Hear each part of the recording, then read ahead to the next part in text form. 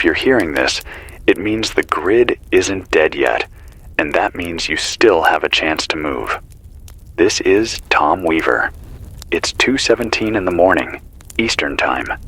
I'm in what used to be a small community station on the edge of Columbus, Ohio. Outside the windows, it's dark in a way I don't think I've ever seen in my life.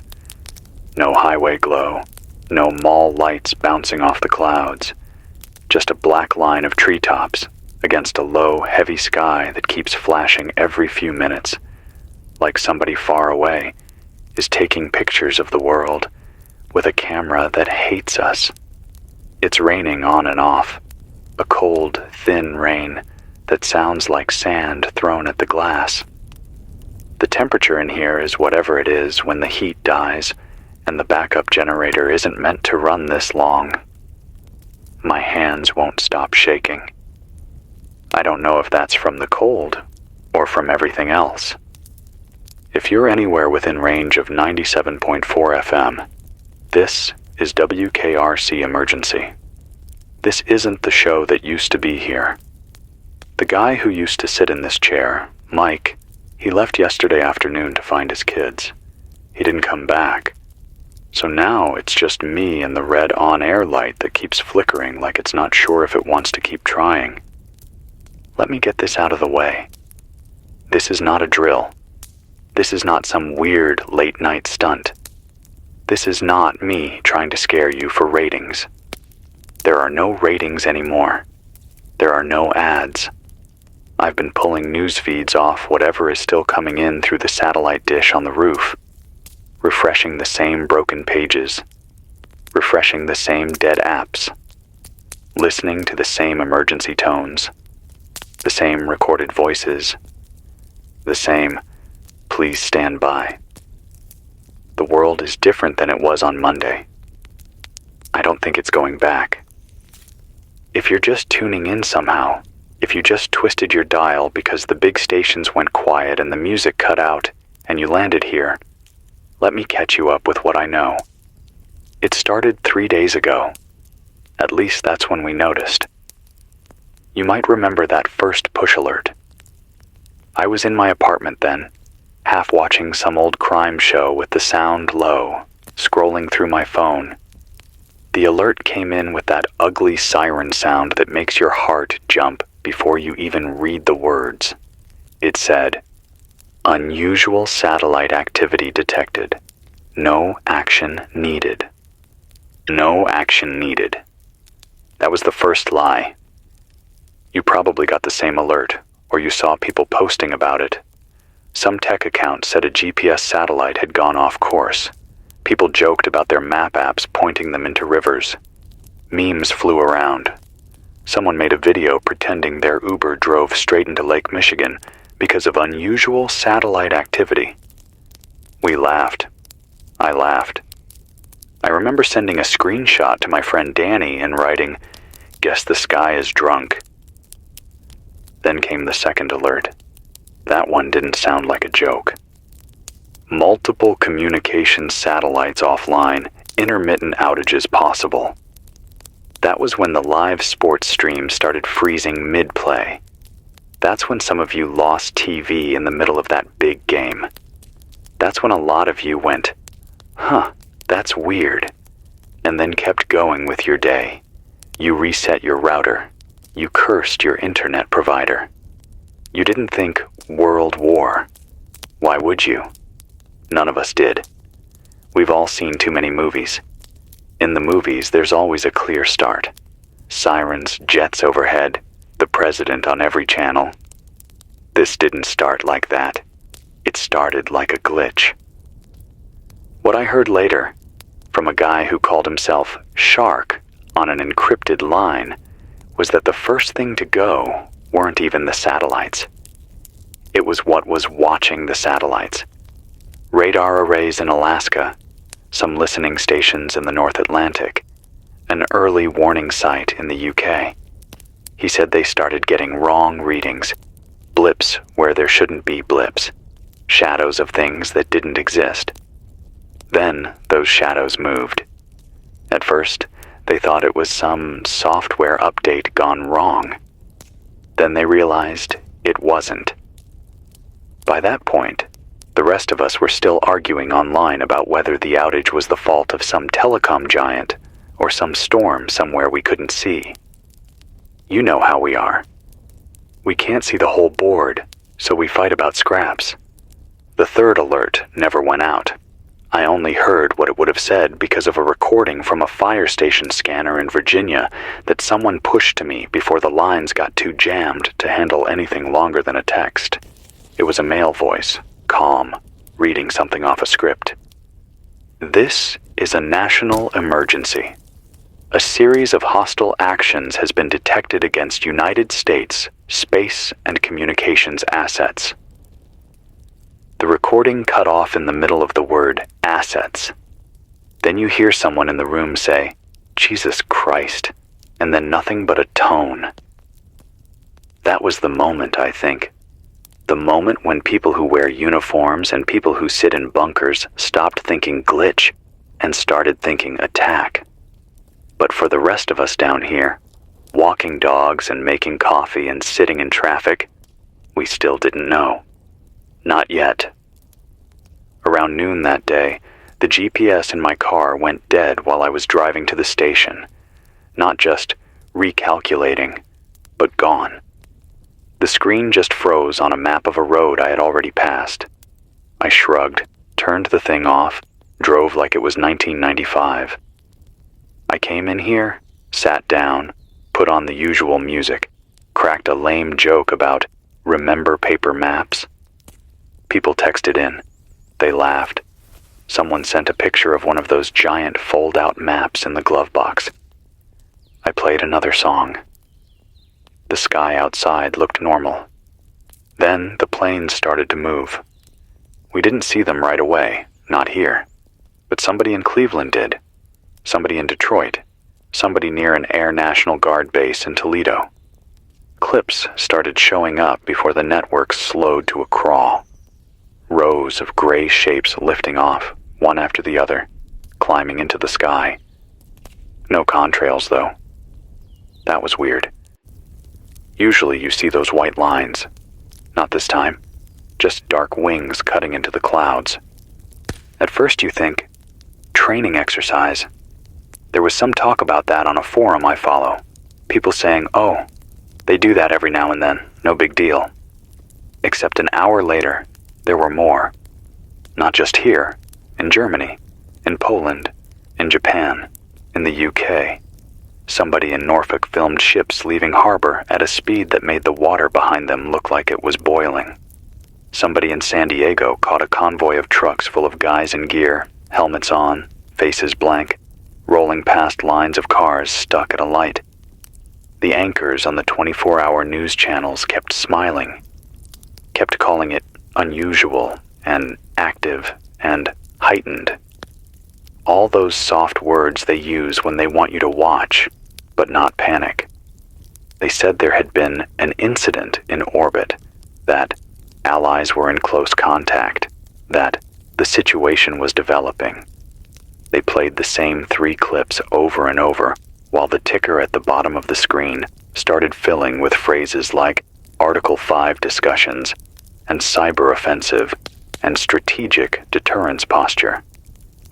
By late afternoon, some of you probably started to feel it in your gut. That little drop, like when a roller coaster tips over the first drop, and you realize there's no getting off now. You might have called someone you hadn't talked to in a while.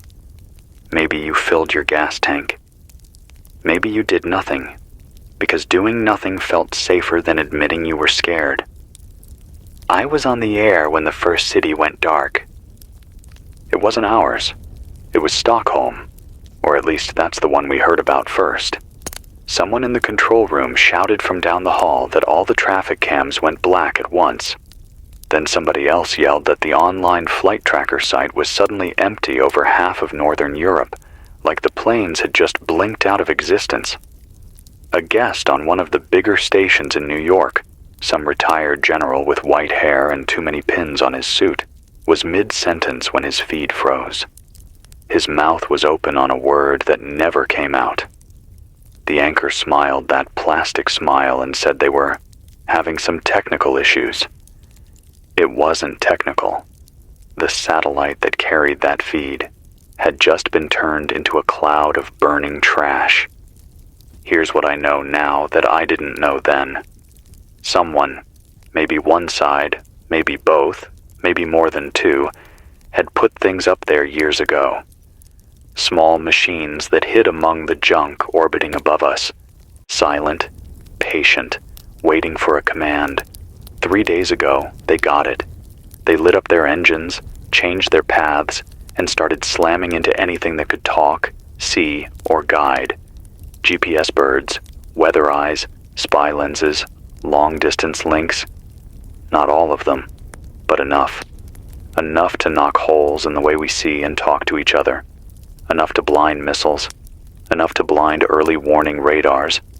Enough to make everyone down here deaf and half blind at the same time. Think about that. Imagine two guys with guns in a dark room. Both of them are scared. Both of them think the other guy is about to pull the trigger. Then someone comes in and turns off the lights. Now take that and multiply it by all the launch silos, all the submarines, all the bombers, all the people staring at screens deep underground, trying to decide if what they're seeing is real or a ghost. That's what happened. That's what is still happening. I'm getting ahead of myself. Sorry.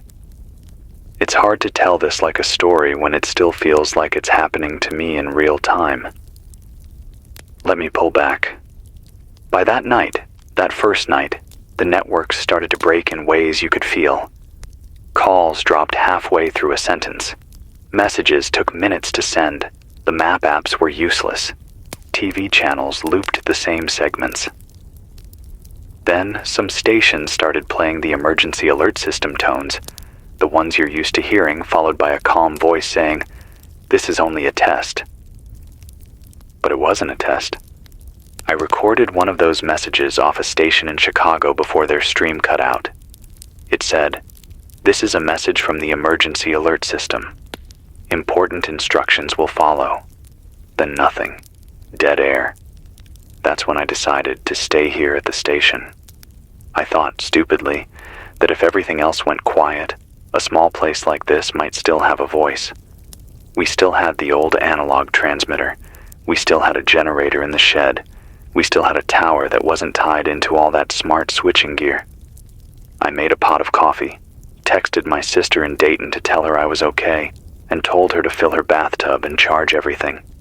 Her text back said, "You're scaring me." I started to write, "It's probably nothing," then stopped and just wrote, "Do it. Please." Around midnight that first night, I got my first real hint that this was bigger than a glitch or a cyber incident. It came from a man who called in from somewhere near Omaha. He said his name was Jacob. His voice sounded like he'd been smoking for 40 years and then sprinted up a hill. "Tom? You still there?" he asked. "I'm here," I said, tapping the mic like that would make me more real for him. "What's going on where you are, Jacob?" "I'm a trucker," he said. "Run west to east mostly. I'm parked near some field off I-80 about 40 miles east of Omaha. Couple hours ago I was still driving. Saw something I don't think I was supposed to see." "What did you see?" There was a pause. I heard windshield wipers squeaking on his end, the low rumble of engines in the distance. "You ever seen a B-52 in person?" he asked. "Only in pictures," I said. "They're big," he said, and let out this short, humorless laugh. "They shouldn't be in the air as much as they are tonight. I saw 4 of them, low, real low. You could feel it in your chest when they went over. No lights, just silhouettes against the clouds. There were tankers with them, the big refuelers. I know those shapes. We used to live near Minot. My dad was Air Force. I know what I saw." "Could it be some kind of exercise?" I asked, Because that's what you say. Because that's what I wanted to believe. At midnight on a weeknight, with half the country's internet fried, and every news channel saying, "We're working on getting more information," he said, "No, man. They're going somewhere. And they ain't going alone." "Did you see where?" I asked. "No," he said. "Just west, out over the plains, like they were heading for the edge of the world." He went quiet for a second, and I heard his breath in the speaker, fast and hard. "Tom?" he asked. "Yeah." "Jacob. Should I keep driving, or should I go home?" I didn't know what to say. I'm not a general. I'm not an expert. I'm just a tired guy in a booth with a microphone and a pile of half-working screens. I thought about telling him to go home, hug his family, fill his tub, do all the prepper stuff the internet loves to shout about. I thought about telling him to keep driving, get away from bases, from big cities. "Do you have somewhere to go that's not right next to a city or a base?" I asked instead. "Not really," he said. "Wife's in Omaha. Kids, too. House close to the airbase." I pictured his wife and kids sitting in a split level somewhere, watching a frozen TV screen, waiting for him. "Then go home," I said. "If this turns out to be nothing, you'll be tired, but you'll be with them. If it turns out to be something, you won't want to be stuck on some highway shoulder alone." He was quiet for a long time. Then he said, Yeah, okay, thanks." His voice cracked on that last word. "If the sky lights up, I'll call you back." He never did. The next day, day 2, I guess we're calling it now, the cracks turned into breaks. You probably felt it in your own way, where you were. Here's how it looked from this chair. The day started gray and flat. No sunrise, just light slowly leaking into the clouds. My phone showed no new alerts, but when I opened the weather app, it spun for a long time, then gave me a blank screen. The radar, the satellite view, all that pretty stuff, gone. Just a blue circle that never loaded. The local TV news tried to do their usual thing, talking about traffic and some high school sports scores, but half their graphics didn't work, and there were weird jumps in the audio. The anchor's smile looked tighter. Around 9, the power flickered. The lights in the station dimmed, hummed, came back. The engineer, Frank, an older guy with a beard like Santa's evil twin, ran in swearing and went straight for the breaker panel. I heard him muttering numbers under his breath like a prayer. "Please don't go. Not yet. Not yet." At 10, the first big network, one of the big 3, went to a blank screen with a slide that said, "We are experiencing technical difficulties.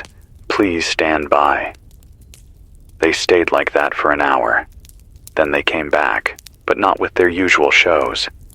It was just a desk, a serious-looking woman, and a crawl at the bottom that had changed its wording again. "Multiple incidents reported in Europe and Asia. Officials urge calm." They cut to a clip of some European capital, Berlin, I think, where people were standing in long lines outside ATMs that had signs taped to them saying limited cash. The reporter's audio was out of sync with her mouth. They switched to a shot of London, where a convoy of armored vehicles was moving over a bridge while a helicopter hovered above, its rotors chopping the air. The reporter shouted something about unconfirmed reports of cyber attacks and limited communications with military commands. Behind the desk, the anchor blinked too much. She said, "We have the Secretary of Defense joining us shortly." About 6 times. The Secretary of Defense never showed up. government accounts on social media kept posting the same message. We are aware of reports of disruptions and are working with partners to investigate. That word again. Disruptions. Like someone spilled coffee on a server rack. Sometime around noon, the first rumors of real strikes started slipping through the cracks.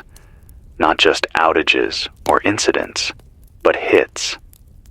Someone in Warsaw posted a shaky video of a flash on the horizon, followed by a long, rolling thunder that made car alarms go off in the parking lot behind them.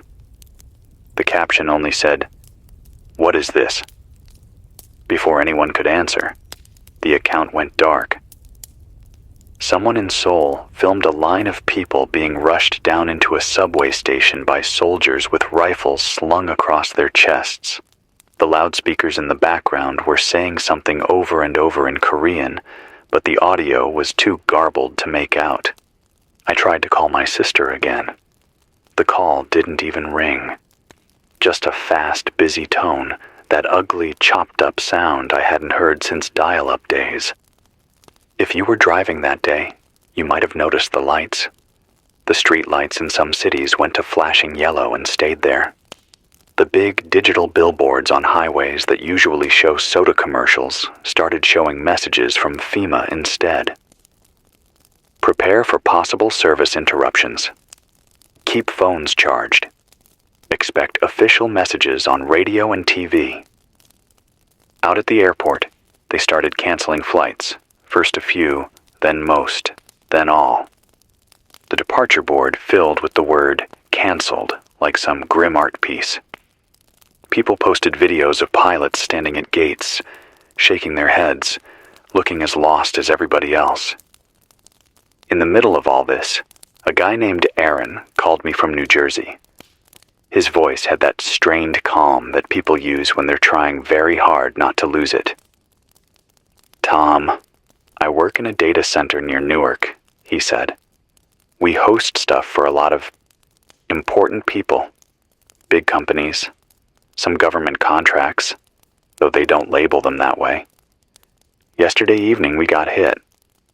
Not like a hacker hit, like someone reached in and pulled cables out of the sky." "What do you mean?" I asked. "I mean the lines that reach across the ocean," he said. "The pipes, man, the transatlantic ones. We started seeing weird loss patterns in the traffic. Not like usual failures where you can reroute. These were just gone. The backup paths went, then the backup to the backups. It was like someone was cutting ropes with a knife. We watched our dash go from green to blinking red, one segment at a time." "Could that be some kind of natural thing?" I asked. "Because again, that's what you want to believe first. A storm. An earthquake. Something dumb but safe. If it is, it's the most precise storm I've ever seen," he said. "Hits cables in one region, and only the ones that matter most. Leaves the stuff that carries movies and memes for now. Kills the stuff that runs trading and command lines. That's not random. That's not nature. That's someone with a playbook." "Have your bosses told you what's happening?" I asked. "Officially, we're to tell clients we're working on it," he said. "Unofficially, one of the network guys I trust pulled me aside and said something like this: 'There's a war going on above our heads and under the sea, and we're the unlucky idiots watching the heartbeat monitor while it flatlines.'" He laughed then, a sudden sharp sound that didn't match his words. "I tried to go home after my shift," he added. "Highway was jammed. Gas station down the road had a line around the block and no way to take cards. Machines just blinked at us. A cop came by and told people to go home. Said the governor would be on TV soon. TV never came back up. Radio is all I've got now. So, keep talking, man. Please." "I'll keep talking as long as I can," I told him. That was yesterday. He hasn't called back either. You might be thinking, okay, Tom, that's bad, but that's infrastructure. That's cables and satellites and jets. Where does this become the thing you're calling World War, and not just some nightmare tech fight? Here's where. Late yesterday afternoon, maybe around 4, I started picking up fragments of military traffic on one of the old scanners in the back room. Stuff you normally can't hear, or at least not this clear. Maybe the interference, maybe whatever is happening up there, knocked some filters loose. I don't know. I just know what I heard. I heard the words deterrent posture. I heard the words actual launch preparation. I heard someone with a British accent say, "We are treating this as a confirmed hostile act." I heard someone else, American, say, "NORAD is degraded but still functional." Then I heard a phrase that made the hair on my arm stand up. "We have limited confidence in the accuracy of incoming tracks." Limited confidence, accuracy, incoming. Remember those 2 guys with guns in the dark room? Now imagine that not only are the lights out, but somebody is playing sounds in the background that may or may not be footsteps. They don't know if what they're hearing is real. They don't know if the shadows they see are the other guy or their own. You don't want people in charge of weapons that can empty cities to be guessing. Around the same time, the first unconfirmed reports of actual strikes started to leak. Not the big ones yet. Not the end of everything blasts your mind might jump to. Smaller things. A port in East Asia that suddenly had a plume of smoke and a line of cranes toppled like toys. An air base in Eastern Europe where every runway was suddenly cratered. A radar installation in the Arctic where the snow just kept falling. But the pictures stopped coming. The officials, the spokespeople, the talking heads, they stayed vague. We are responding. We will not tolerate. We are prepared to defend. Words that could mean anything, everything, or nothing. No one wanted to say the phrase we all knew. No one wanted to say World War III out loud. Maybe they thought if they didn't say it, it wouldn't be real. Out here, we don't have the luxury of pretending words can change reality. We only have what we can see and what we can hear. And what we heard was lines going dead, one after another. By last night, the big coastal cities started to feel it hard. I got a call from a woman in Brooklyn. Her name was Lila. She sounded like she was holding her phone in one hand and her kid in the other. "We lost power around 7, she said. "Not just us, the whole block. Maybe more. You look out the window and it's crazy. The skyline is off. You don't realize how much the towers are part of the city until they're just not there. It's like someone erased the edges of everything." "Do you have any word from the city?" I asked. "Any instructions?" "They sent a push notification saying there was a temporary grid issue," she said. "They said they were working on it. That was 4 hours ago. The cell signal is in and out. I'm holding my phone near the window because it works better there. My husband went downstairs to check on the neighbors. He says some people are already trying to leave, but the bridge tunnels are closed. Cops set up barricades. They're telling people to go home." "Have you seen anything in the sky?" I asked. I wasn't sure why I asked that. It just came out. She paused. I heard a child's voice in the background asking for water. "There was a flash," she said, voice lower now. "Far away. Over the water, I think. Not like lightning. It didn't flicker. It was steady, then gone. A few minutes later, there was this deep rumble. The windows rattled. But the news said there was an explosion at some industrial site in New Jersey, so maybe it was that. I don't know. I don't know what to believe anymore, Tom." "Can you go higher up in your building?" I asked. Do you have a basement? We have a basement, she said. It's where the laundry is. The super says the landlord never finished the repairs down there. I don't know if it's safe. I don't know what's safe. Her voice trembled, and I heard her take a breath. Tom, I don't want to ask this, but if this really is what people say it is online, if this is it, what are we supposed to do? The government site says to go to an interior room, stay away from windows, wait for instructions. But what if there are no instructions? I'm no expert in blast patterns or fallout. I've read things over the years, doom scrolling late at night like anyone else.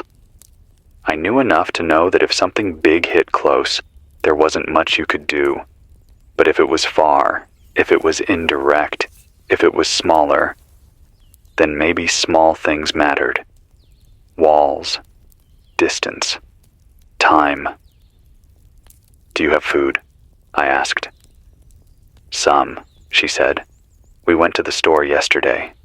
There were fights over water. I grabbed what I could carry with one arm. Fill your bathtub if you can, I said. Fill any pots, any bottles. Water might get weird before power comes back.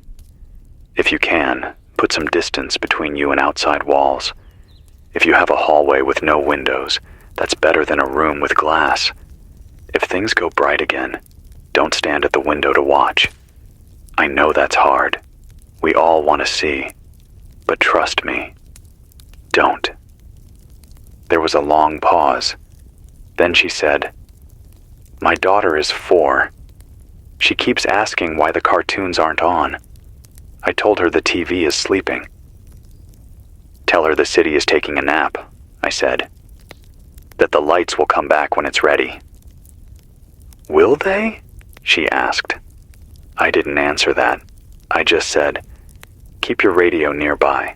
I'll stay on as long as I can. Her line crackled, then cut. When I tried to call her back, it went straight to some network message in a voice I didn't recognize. Now it's tonight, or this morning. Time is starting to blur. I've lost track of how many cups of coffee I've had, how many times the generator threatened to choke and die, how many times I've checked the fuel gauge like looking at it will magically fill it. The big networks are mostly gone now. A couple of them are looping pre-recorded statements from earlier today, the ones that say, we are in control, and we will respond, and we ask citizens to remain calm. One of them froze mid-speech. The leader's face is stuck on screen, mouth open, hand raised in a gesture that could mean anything. It's been like that for hours. The other stations are either static, dead air, or replaced by a monotone voice reading a list of frequencies and places where emergency broadcasts are supposed to be. Residents of the following counties should tune to 540 AM or 101.9 FM for further instructions. I tried those frequencies. Some are just static. Some have panicked local hosts like me, their voices cracking. Some are playing old tapes from the early days of the pandemic. The part where they say, flatten the curve like this is just another version of that. They're outdated, but somebody somewhere wired them in as a stand-in for guidance. Maybe they thought any official voice was better than none. So that's where we are. Satellites shattered, cables cut, planes moving with purpose, bases locked down, cities dimming, governments speaking in half-truths. People like you, sitting in dark rooms with your phones on low brightness, listening to a stranger like me and wondering which way to run, or whether running even matters. I wish I could tell you this is all a misunderstanding. I wish I could say, by morning, this will clear up. But the truth is, I don't know. And from what I'm hearing, the people who should know don't either. That might be the scariest part. I'm going to open the line now. As long as the phones hold, I want to hear from you. What you're seeing, what you're hearing, what you're feeling. Not just the big stuff. The small things, too. The empty shelves. The way people look at each other when they pass on the sidewalk now. The way the sky seems different, even if you can't say why. If you're near Columbus, our call-in line is still the same. 5550149. If you're further out and your phone route's weird, just keep hitting redial. Sometimes it takes a few tries to get through the noise. Before I take the first call, I want to say this, because I don't know how long I'll get to sit here and say it. You're not crazy for being scared. You're not weak for wanting to hide. You're not overreacting because you're thinking ahead while the people on TV tell you everything is under control. You are a person with a body and a brain wired to detect danger. Their job is to keep you calm. My job, at least as I see it, is to tell you what I see and hear, and to remind you that you're not alone in this. Okay, let's see who we've got. Line 1. You're on WKRC Emergency with Tom. Talk to me. A man's voice comes through, thin and shaky. Tom, this is Greg. I'm calling from just outside Pittsburgh. Hey, Greg, I say. What's it like where you are? The power's been out since about 11 last night, he says. We've got candles going. My wife is making jokes about camping in our own living room, but I can tell she's scared. The kids are in sleeping bags in the hallway because that's the only place in the house with no windows. Our neighbors across the street tried to drive into town earlier. They came back 20 minutes later. Said the National Guard had a roadblock up on Route 22. They're letting emergency vehicles through, but that's it. Did they say why? I ask. They said they didn't know, he says. The soldiers looked as confused as everyone else. They were polite, but they kept their hands close to their rifles. My neighbor said he asked one of them if this was some kind of drill, and the guy just looked at him for a long time and then said, "Sir, please return to your home." That was it. Have you seen anything in the sky? I ask again, because that's become my reflex.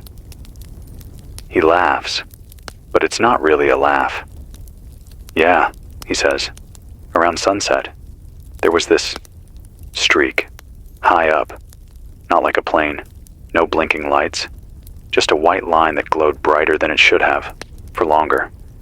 Then it broke into two pieces. One of them faded. The other kept going until it disappeared. A couple minutes later, we heard this faint rumble from the east.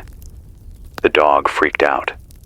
I tried to film it, but the video is just a blurry mess. My phone kept trying to stabilize it and made it worse. I posted it online, but I don't know if anyone saw it. Half the comments on stuff like that are calling us liars anyway. Do you have any word from local officials? I ask. The county sent a robocall, he says. Said there had been temporary issues with the grid, that they were working around the clock, that we should avoid unnecessary travel and keep phones charged. That was 3 hours ago. The tower signal is weaker now. I'm standing on a chair by the window just to get enough bars to call you. Be careful on that chair, I say, the old radio host habit of small talk clipping in because my brain needs something normal. Last thing we need right now is you breaking your leg. That's the crazy part, he says. I'm more scared of what's outside than falling off this chair. His voice drops even lower. Tom, my brother's in the Navy, he says.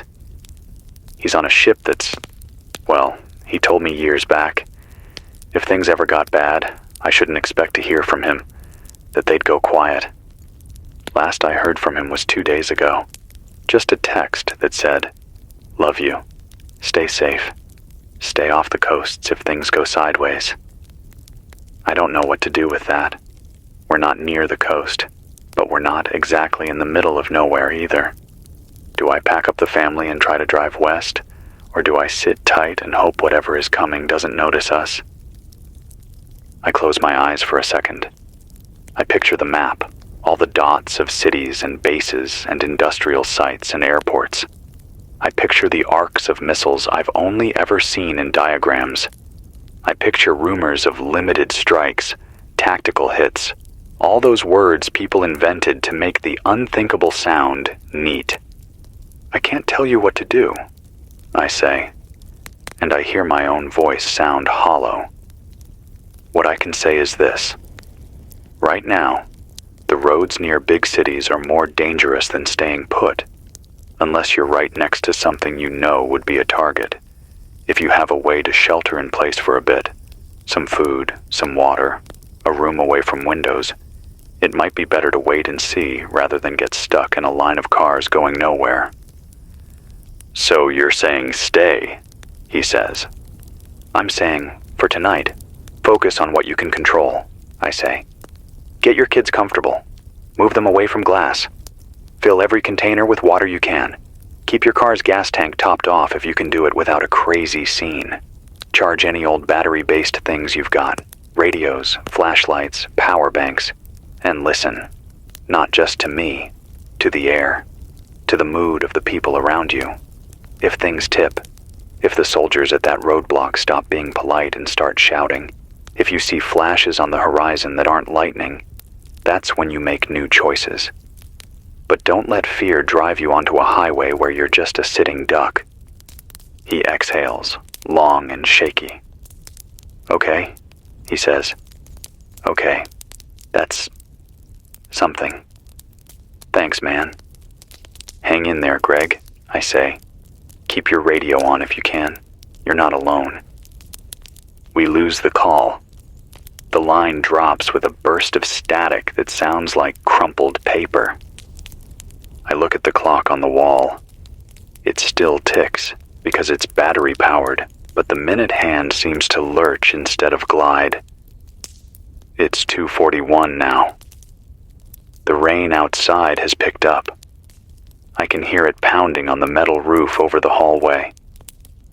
I take a breath, lean closer to the mic. If you're just joining us, this is Tom Weaver on WKRC Emergency, I say. We're still here. Columbus is still here as far as I can tell. The power grid is up in pockets, down in others. The internet is more off than on. The sky... Well, the sky keeps doing things no one on TV wants to describe in detail. Planes are moving. Ships are moving. People's lives are shrinking down to the square footage of their apartments and the reach of their car fuel tanks. I swallow. My throat is dry. My mind keeps reaching for big, smooth lines. Something that sounds wise and brave and solid, but everything that comes feels fake. So I just talk, like I would if I were sitting across from you at a kitchen table lit by a single candle. Let me tell you something that scared me more than the flashes, more than the jets, I say. Earlier tonight, I switched through all the shortwave bands I could reach. Usually, even in the middle of the night, there's something. Some hobbyist in Idaho talking about antennas. Some numbers stationed in a language I don't understand. Some preacher yelling about the end of the world, ironically. Tonight, a lot of it was just empty. Static and occasional bursts of voices that cut off mid-sentence. There were a few strong signals, though, and they all sounded the same. Male or female, different accents, but the same script. They said, "Remain in your homes, avoid travel, await further instructions." I laugh softly, but there's no humor in it.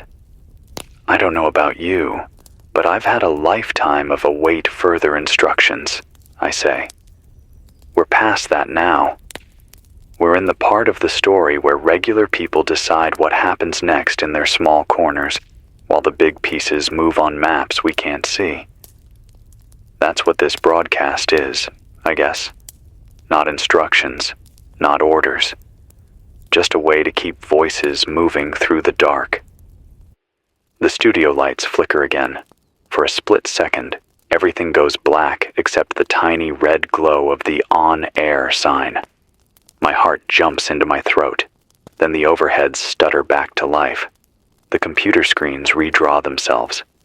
The generator in the shed coughs, then settles.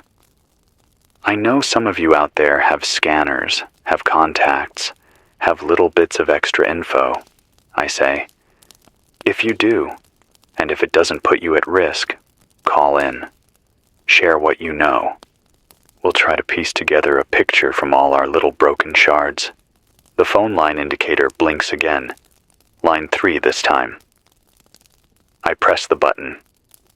WKRC emergency, you're on with Tom, I say. Who's this? A woman's voice comes through, quiet but steady. This is Sergeant Emily Rhodes, U.S. Army Reserve, calling from outside Fort Knox, Kentucky, she says. The line crackles for a moment before her voice levels out again, like she's holding the phone steady against strong wind. This is Sergeant Emily Rhodes, U.S. Army Reserve, calling from outside Fort Knox, Kentucky. I sit up straighter without even meaning to. Something about the way she says it, no shaking, no hesitation, hits different from the other calls tonight. Emily, I appreciate you calling in, I say. What's happening down there? She draws a breath, slow and careful. In the background, I can hear something metallic. Maybe the clank of gear. Maybe the sound of someone loading a truck. Maybe doors slamming around her. I'm not calling officially, she says. No orders to speak to media. No clearance. But the people here are scared, and they deserve to know what's real. And with half the channels down, this might be the only line still open. Understood, I say. You talk, I'll listen.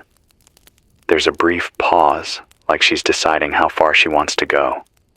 Fort Knox is sealed, she says finally. They locked it down about 8 hours ago. Full lockdown, not the usual drill. This one is different. None of us reserve folks on the outside were called in. Usually they'd pull every warm body they could. This time, nothing. Silence. That seems odd, I say carefully. You're telling me, she answers. I've been serving 12 years. I've done domestic rotations, storm response, riot support, medical support. I've been activated for stuff way smaller than this. And tonight, nothing. My phone alert is blank. My email login doesn't load. The base won't answer calls. The guards at the gate aren't giving out info. They're not even allowing drop-offs. They're closed in on themselves. Her voice drops lower. And Tom? The guards tonight aren't the usual ones. They're geared up like they're expecting something big. Helmets, visors down, rifles out. Everything about their posture says tension. They're not relaxed. They don't wave. They don't speak. They look through you. I feel my chest tighten. What about the town around you? What's it like? Quiet, she says. Too quiet. People here are used to seeing convoys, drills, helicopters. They know the sound of the place. But tonight, nothing but the wind. And earlier, maybe around 10 p.m., there were these flashes to the south, silent ones, like heat lightning, but lower. My neighbors thought it was distant explosions, or maybe power grid arcs. Hard to say. No thunder followed, just light. She shifts the phone, and the audio breaks for a second. I contacted an old friend, she continues. Someone who works signals intel. He didn't say much. He said they're dealing with layered interference. That was the phrase. Layered interference. And then he said, if you're not on base, stay put. Don't come in. Don't try. And keep your family close. Then he hung up. Layered interference, I repeat, tasting the words. Any idea what he meant? Not fully, she says. But he's not the dramatic type. If he says something's wrong, it's wrong. There were rumors flying around before communications got patchy. Something about corrupted tracks, false trajectories, ghost objects. Systems seeing things that aren't there, or missing things that are. My throat goes dry. That lines up with some chatter I've heard, I admit quietly. Radar weirdness, objects moving wrong, early warning stations going dark. She exhales. Then it's not just here. No, I say. It's not. A pause follows, long and heavy. Tom, she says, I need to ask. Have you heard whether anything hit U.S. soil yet? Real hits, not outages, not rumors. I rub my eyes. Nothing confirmed, but there are unverified reports out of the East Coast. Flashes, rumbles, aircraft moving fast. The networks aren't saying anything. But that silence itself, it's starting to say enough. She goes quiet again. I imagine her standing outside her truck or whatever she's using, staring at the dark shape of the base like it's a sealed tomb. I've got my little sister here, she says finally. She's 19. We were supposed to drive to Louisville tomorrow to visit our parents, but with the base locked down and the guard trucks blocking half the entrances to town, I don't know if driving anywhere is smart. I keep thinking about what might be moving above us, what might already be on the way. Her voice tightens, not breaking, just clenched. If something big is coming, we don't have a plan. Not one that reaches us. Not one for people outside. She's right. There's no protocol for this kind of slow motion falling apart. Do you have shelter? I ask. Somewhere solid. There's a basement at the house, she says. Not reinforced. Concrete walls. We've got some food, some water. Not enough for a long stint, but enough for a few days. We can make it work if we have to. That might be the safest place for now, I tell her. Driving blind in the middle of a national comms collapse is a gamble, especially near a base. Yeah, she says quietly. I figured you'd say that. There's wind on her side now, cold and sharp. I can almost feel it through the speaker. One more thing, she says. I saw jets tonight. High altitude. No running lights. Couldn't hear them at first. Just saw the shadows crossing the stars. Then, maybe 10 seconds later, the rumble caught up. They were moving fast, too fast. Heading where? Northwest, she says. Toward Illinois, maybe Iowa. But I've never seen them move in that formation. I counted 9, maybe 10. Like they were in a hurry. My skin prickles. Emily, I say softly, you might want to stay indoors as much as you can. Something in the air tonight feels wrong. She chuckles, but it's thin. Yeah, I've had that feeling since noon. Anything else you can share? There's hesitation. Then she says, yeah, this might sound, I don't know, paranoid. But earlier today, when I drove past one of the outer training fields, there were 2 strange trucks parked near the perimeter. Not army trucks, not local utility trucks. No logos, no plates. Just matte gray boxes on wheels. And 2 men standing beside them wearing civilian clothes but with earpieces. They weren't talking to anyone. They weren't looking around. They were just watching, like they were waiting for something. Did they stop you? No, they didn't move. Just stared as I passed, and right after I got home, the base announced the lockdown. She swallows. I can't shake the feeling those trucks weren't supposed to be seen. The generator hums behind me like it's holding its breath. Emily, I say, thank you for calling, truly. People need to hear what's happening, even if it's bits and pieces.